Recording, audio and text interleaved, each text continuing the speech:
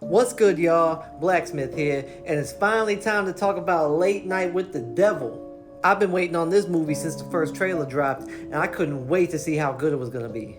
So, did it live up to the hype? Let's talk about it. The movie takes place on the set of a live television broadcast on a show called Night Owls, hosted by Jack Delroy during their 1977 Halloween special.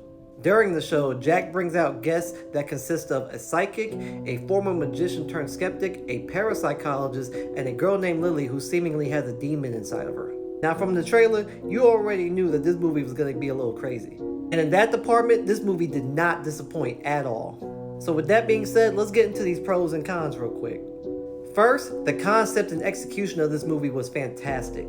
Having the plot center around a live television broadcast set in a specific time period when television was pretty much the big booming thing was pretty genius for this. From the video quality to the sound quality to the wardrobe and all of it, it screamed 1977.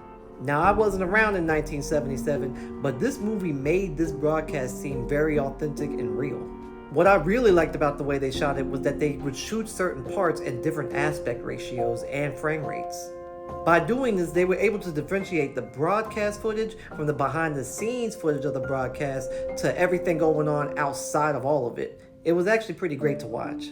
So at any given moment, you could be watching the broadcast, the behind the scenes footage, or everything outside of it, which made it look like a crystal clear high definition movie. It was pretty great and fun. Another pro would have to be the special effects. Because this film took place during the 70s and everything around it was shot as if it was during that time period, they had a lot more room for the special effects, no matter how cheap it may have looked.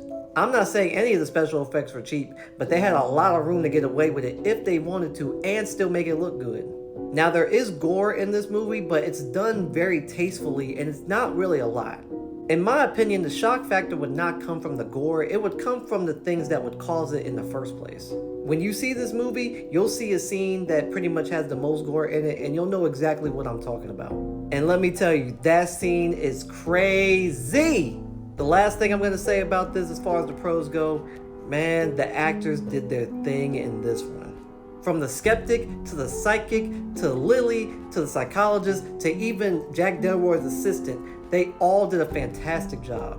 But David Dastmalchian did nothing less of a phenomenal job playing his character to the point where you would not think he was anything less than a television show host in the 1970s getting what he deserves. And why he gets what he deserves, you'll just have to watch the movie to find out. Now, as far as the cons go, I'm not gonna lie, I can't think of a lot of cons. Honestly, it was hard for me to come up with just one, but I did end up with one. My only con was I wish this movie was a little bit longer. I honestly wish they could have stretched out some scenes a little bit more, but maybe I'm just greedy. With all that being said, I really enjoyed this movie. I'm probably gonna go see it another 2 or 3 times, and y'all should too. Could this be the best horror movie of 2024? We'll just have to wait and see, but for right now, it's my number one. So definitely go check out this movie if you're looking for something good. Late Night with the Devil. Thanks for checking out this review. Let me know if you plan on seeing this movie. Let me know if you've seen it already and what you thought about it. Let me know what you thought about this review, and give your boy a follow. I really appreciate it. And until next time, peace.